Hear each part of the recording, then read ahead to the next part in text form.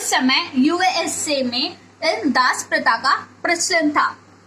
Africa से Negro अथवा अश्वेत लोगों को खरीदा जाता था और उन्हें खुले बाजारों में बेच दिया जाता था। तो देखिए उस टाइम किस प्रकार का अत्याचार होता था। जो अफ्रीका में नीग्रोस मतलब वे जो ब्लैक कलर के लोग होते हैं ना, उनको हम नीग्रोस कहते हैं।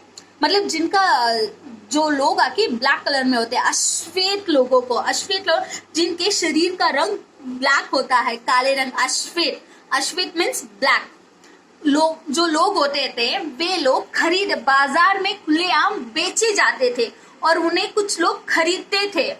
तो इस प्रकार का अत्याचार उनके साथ हो रहा था। अफ्रीका से नीग्रोस तथा अश्वेत लोगों को खरीदते थे, उनको खरीद के खुले बाजारों में बेच दिया जाता था और उन्हें दास या गुलाम बनाकर रखा जाता था और उनके साथ बुरा व्यवहार किया जाता था। उन्हें क्या करते थे, जब वो उन लोगों को बेच देते थे ना, बाजार में खुलेआम बेच दिया जाता था, तो जो लोग उनको खरीदते थे वे उन्हें दास या गुलाम बनाकर रखते थे। दास या गुलाम मतलब वो जो मालिक होगा उनके नीचे दास या गुलाम इस प्रकार बना के रखते थे और उनके साथ बहुत ही बुरा व्यवहार किया जाता था और बहुत सारे अत्याचार किए जाते थे।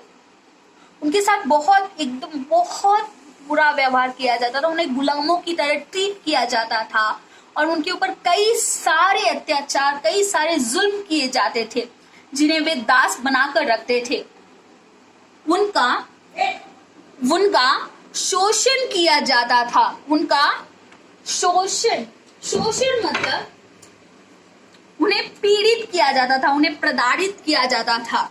वे बिना किसी प्रकार की मजदूरी के लंबे समय तक काम करते थे, तो इसे शोषण कहते हैं। मतलब उनको क्या करते थे, कुछ मजदूरी नहीं देते थे।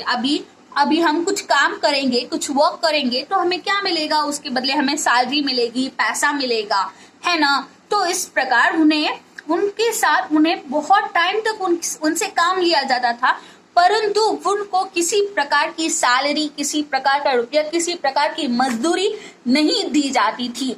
तो इस प्रकार से उनका शारीरिक शोषण किया जाता था। मतलब उनको काम लेते थे, उनसे काम लेते थे, सारे काम लेते थे, सभी प्रकार के काम लेते थे और उनको मजदूरी नहीं देते थे, उन्हें पैसा नहीं दिया जाता था, उनको सैलरी नहीं पे की जाती थी। तो इस प्रकार का बुरा व्यवहार उस समय यूएसए में हो रहा था। यही है दास प्रथा। तो इस प्रकार की प्रथा का उस समय प्रचलन था। यूएसए में इस समय इस प्रकार की दास प्रथा का प्रचलन था। उसके बाद 1860 में अब्राहम लिंकन यूएसए के राष्ट्रपति चुने गए। 1860 ईस्वी में अब्राहम लिंकन यूएसए के राष्ट्रपति चुने गए। इसके दक्षिण प्रांत यूएसए से अलग होना चाहते थे। तो जब वे यूएसए के राष्ट्रपति बने तो इसके दक्षिणी प्रांत, मतलब यूएसए, हमारा यूएसए है, यूनाइटेड स्टेट्स ऑफ अमेरिका, उसके दक्षिणी प्रांत, दक्षिण साइड के जो भी प्रांत है वे क्या चाहते थे, ये यूएसए एक है तो इसके जो दक्षिणी प्रांत है वे इससे अलग होना चाहते थे तथा नए अलग राष्ट्र की घोषणा कर चुके थे। वे क्या चाहते थे कि एक नया अलग राष्ट्र बने, दक्षिणी अमेरिका और उत्तरी अमेरिका इस प्रकार अलग हो। आप मैप में भी देखते होंगे, वर्ल्ड मैप में उत्तरी अमेरिका, दक्षिणी अमेरिका इस प्रकार से अलग अलग है। तो इस प्रकार से अलग होना चाहते थे। जो दक्षिणी प्रांत थे वे अमेरिका से अलग होना चाहते थे और अपने एक नए अलग राष्ट्र की घोषणा भी कर चुके थे।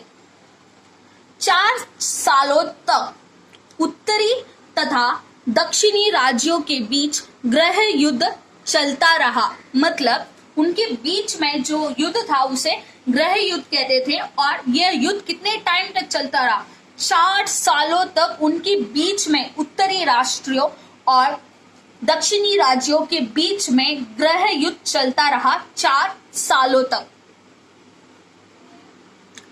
लिंकन के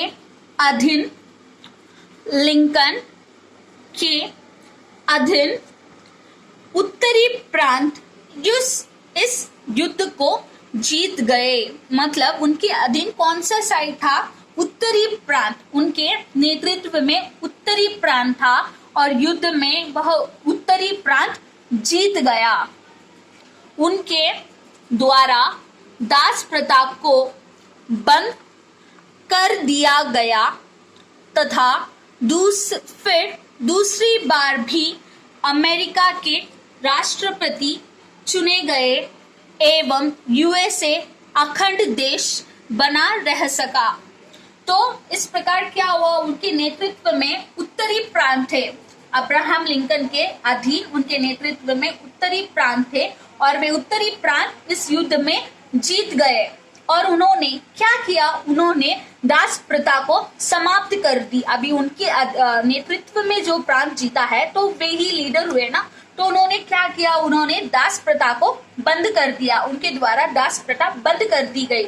और फिर दूसरी बार जब 5 साल के बाद जब दोबारा इलेक्शन हुआ, दोबारा चुनाव हुआ, तो दूसरी बार भी वे अमेरिका के राष्ट्रपति चुने गए। तो इस प्रकार यूएसए अखंड देश बना रह सका। इसके कारण जब वो दूसरी बार भी राष्ट्रपति बने तो इस प्रकार हमारा यूएसए एक अखंड देश बना रहा। इसके बाद